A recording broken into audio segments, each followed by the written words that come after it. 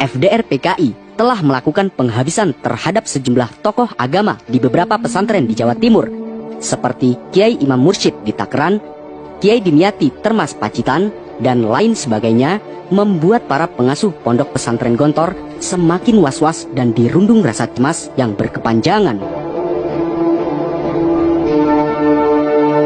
Suasana yang semakin tegang dan tidak menentu ini membuat pondok pesantren Gontor meliburkan semua kegiatan pondok dan memulangkan para santrinya agar tetap aman. Namun, sementara itu, banyak santri yang rumahnya jauh dari pesantren hanya bisa terdiam di pondok, sementara para santri senior melakukan penjagaan ketat. Akibat pemberontakan FDR PKI yang telah melakukan berbagai aksi teror dan kekejaman di berbagai tempat, membuat banyak santri yang tetap berdiam di pondok tidak mendapat kiriman dari orang tuanya. Untuk tetap bertahan di tengah situasi yang berbahaya ini, membuat Nyai Satikah yang merupakan istri dari Kiai Haji Ahmad Sahal sampai rela menjual perhiasan untuk biaya hidup para santri-santrinya. Seiring berjalannya waktu, lambat laun, kabar mencekam kedatangan gerombolan FDR PKI sampai ke telinga orang-orang yang berada di pesantren Darussalam Gontor. Ternyata rombongan tentara FDR PKI sudah sampai di daerah Jabung atau daerah sebelah barat Gontor. Hanya menunggu beberapa jam saja, maka pasti akan tiba di Gontor. Kabar kedatangan FDR PKI membuat Kiai Sahal dan Kiai Zarkasi menanggapinya dengan sangat serius dengan merundingkan dengan para santri senior tentang kedatangan FDR PKI. Akhirnya ditetapkan bahwa untuk melawan FDR PKI yang memiliki senjata yang lengkap sangatlah tidak mungkin, bahkan akan mengakibatkan banyaknya santri yang menjadi korban. Satu-satunya jalan yang bisa ditempuh adalah menyelamatkan diri dengan cara mengungsi.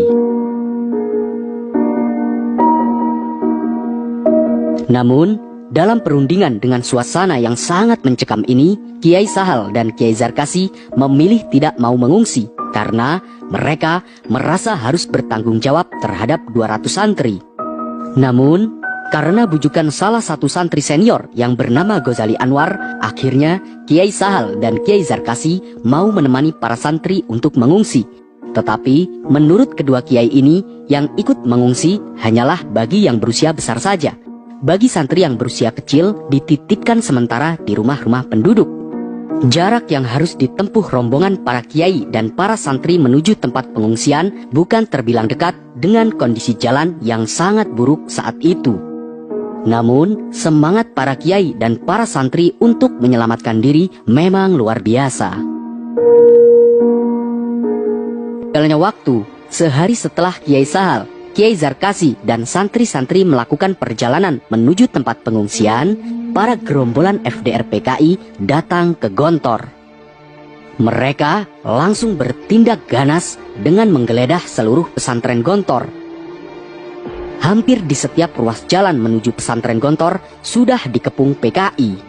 Mereka mencegat setiap orang dan kendaraan yang lewat untuk diperiksa. Sejumlah kendaraan berbendera merah bergambar palu arit hilir mudik tiada henti. Perkampungan di sekitar pondok pun diperiksa secara detail oleh gerombolan FDR PKI.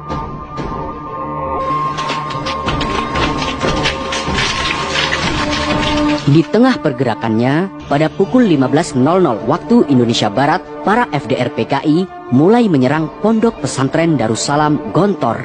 Sejumlah letusan senjata mewarnai ketegangan di beberapa tempat. Gerombolan FDR PKI sengaja memancing dan menunggu reaksi orang-orang di dalam pondok.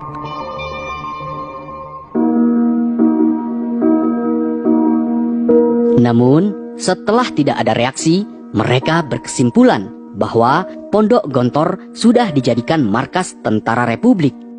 Tidak berselang lama, disusul rombongan lain dari arah utara, mereka akhirnya menyerbu ke dalam pondok dari arah timur pada pukul 17.00 waktu Indonesia Barat. Tidak lama kemudian, datang lagi rombongan penyerang dari arah barat. Jumlah gerombolan FDR PKI yang mengepung pesantren Gontor kala itu sekitar 400 orang.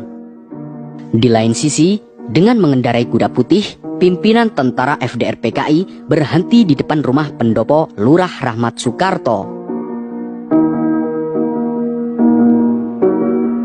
Mengetahui kedatangan tamu, Lurah Rahmat Soekarto yang merupakan kakak kandung Kiai Zarkasi dan Kiai Sahal menyambut tamunya dengan ramah serta menanyakan maksud dan tujuan mereka. Tanpa turun dari kuda, tentara PKI ini langsung mencecar Lurah Rahmat Soekarto. Pertama, kami datang untuk menemui pimpinan pondok. Kedua, kami mohon diizinkan untuk memeriksa seluruh isi pondok. Sergahnya dengan kasar kepada Lurah Soekarto. Mendengar pertanyaan itu, Lurah Rahmat Soekarto kemudian menjelaskan bahwa pimpinan pondok tidak ada di tempat. Para pimpinan pondok sedang mengantar sebagian santrinya untuk pulang ke rumah masing-masing. Ketika mendengar jawaban Lurah Rahmat Soekarto, pimpinan gembong PKI ini menyesalkan keputusan para pimpinan pondok. Padahal sebelumnya telah dikirim sepucuk surat agar para pimpinan pondok dan para santri tidak boleh meninggalkan pondok. Akhirnya, gerombolan FDR PKI kemudian meninggalkan rumah lurah dan nekat masuk ke tempat tinggal santri, lalu berteriak-teriak mencari Kiai Gontor. "Endi Kiai ne? Kon ngadepi PKI kene? Asu kabeh." Karena tidak ada sahutan, mereka pun mulai merusak pesantren. Gubuk-gubuk asrama santri yang terbuat dari bambu dirusak oleh gerombolan FDR PKI. Kasur-kasur dibakar, buku-buku santri dibakar habis. Peci, baju-baju santri yang tidak terbawa, mereka bawa ke pelataran asrama. Mereka menginjak-injak dan membakar sarana peribadatan, berbagai kitab dan buku, termasuk beberapa kitab suci Al-Quran, mereka injak dan mereka bakar dengan sangat kejam. Setelah para gerombolan PKI mengobrak-abrik seisi asrama pesantren Gontor, gerombolan FDR PKI pun kembali ke rumah Lurah Rahmat Soekarto, lalu berusaha masuk ke rumah Kiai Haji Rahmat Soekarto atau pendopo sekaligus rumah Trimurti Kiai Gontor sambil teriak-teriak dengan sangat kasar. "Endi lurae? Gelem melu PKI pora? Lek ra gelem dibleh sisan ning kene." Yang artinya, mana lurahnya? Mau ikut PKI atau tidak? Kalau tidak mau masuk anggota PKI, kita sembelih sekalian di sini. Namun, hal aneh terjadi. Para gerombolan FDR PKI tidak bisa masuk ke pendopo. Seakan-akan di depan para gerombolan FDR PKI terdapat tembok besar yang menghalanginya untuk masuk. Sungguh aneh. Seakan-akan terdapat kesaktian Kiai Haji Rahmat Soekarto yang menjadi jangkar awal menjaga pondok. Beliau dikenal punya kemampuan ilmu batin yang mumpuni. Kiai Haji Rahmat Soekarto ini tidak mengizinkan rumah tinggal Trimurti atau sebutan untuk 3 pendiri pondok Gontor diacak-acak oleh PKI. Dengan kuasa Allah, gerombolan FDR PKI itu seakan-akan membentur dinding kokoh tidak terlihat. Mereka saling dorong untuk masuk pendopo tanpa dinding. Di lain sisi, Kiai Haji Rahmat Soekarto terdiam dalam zikirnya memohon keselamatan Gontor dan para santrinya agar selamat dari serangan PKI.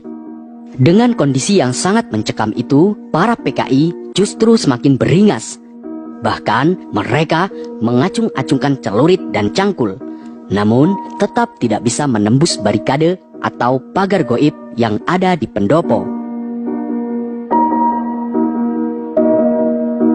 Saat gerombolan FDR PKI yang tengah berusaha untuk masuk ke dalam pendopo, tidak berselang lama, Laskar Hizbullah, pasukan pimpinan Kiai Haji Yusuf Hashim dan pasukan Siliwangi datang dan mengusir para gerombolan FDR PKI. Karena serbuan militer Indonesia, para gerombolan FDR PKI lari tunggang langgang dan meninggalkan pesantren Gontor yang telah porak-poranda akibat ulah kebiadaban PKI. Seiring berjalannya waktu, setelah berbagai perundingan yang sudah disepakati, akhirnya pada pagi buta, selepas lantunan zikir subuh, bersamaan dengan embun pagi yang mulai membasahi ranting-ranting dedaunan, rombongan Kiai Sahal, Kiai Zarkasi bersama para santri melakukan perjalanan ke tempat pengungsian. Mereka melakukan perjalanan dengan rute yang telah ditetapkan sebelumnya. Dalam satu kali jalan, dilakukan secara bergantian berpasangan 2 orang. Dengan memakai pakaian rakyat biasa agar tidak dikenal sebagai kiai, para rombongan melakukan perjalanan yang sangat panjang. Dalam perjalanan itu, sekitar 70 orang termasuk Kiai Sahal dan Kiai Zarkasi. Dalam pengungsian ke Trenggalek menuju jalur utara ini, semua orang harus berjalan dari kampung ke kampung melewati jalan setapak, kemudian baru melewati pegunungan. Dalam perjalanan yang dilakukan oleh rombongan Kiai Sahal ini, tidak lama kemudian sampailah para rombongan di puncak Gunung Soko. Selama melewati Gunung Soko hingga Desa Ngadirejo, semuanya tampak aman-aman saja.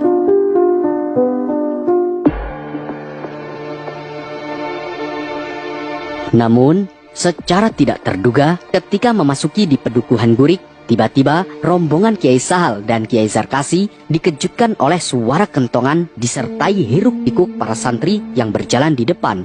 Ternyata, rombongan pengungsi dicegat dan disekap gerombolan FDR PKI. Segerombolan orang yang bersenjata golok, tombak, bambu runcing, dan sabit ternyata telah mengepung rombongan Kiai Sahal dan Kiai Zarkasi. Mereka adalah golongan warokan PKI.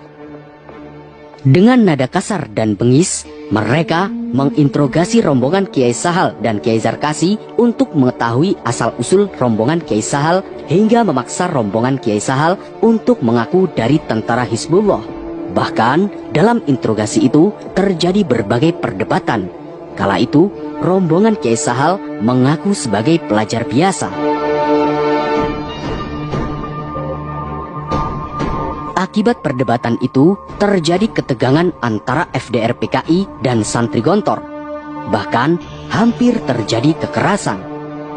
Dalam suasana tegang ini, Kiai Sahal meyakinkan dengan pelan dan tekun bahwa rombongan ini bukanlah tentara, melainkan murni pelajar.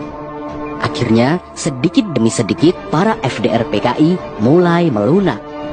Baiklah, sementara ini kalian semua tidak akan saya apa-apakan. Namun, kalian semua kami tahan untuk menunggu proses lebih lanjut. Pondok Gontor akan kami geledah. Sekiranya keterangan kalian bertentangan dengan kenyataan yang ada di pondok, maka kalian akan merasakan sendiri akibatnya. Ancam salah satu tentara PKI. Untuk menghindari bentrok, Kiai Ahmad Sahal menyanggupi semua permintaan dari para tentara PKI. Akhirnya, para kiai dan para santri ditahan oleh gerombolan FDR PKI dengan berpindah-pindah tempat. Bahkan, rombongan Kiai Sahal dan Kiai Zarkasi disiksa dengan berbagai interogasi oleh FDR PKI.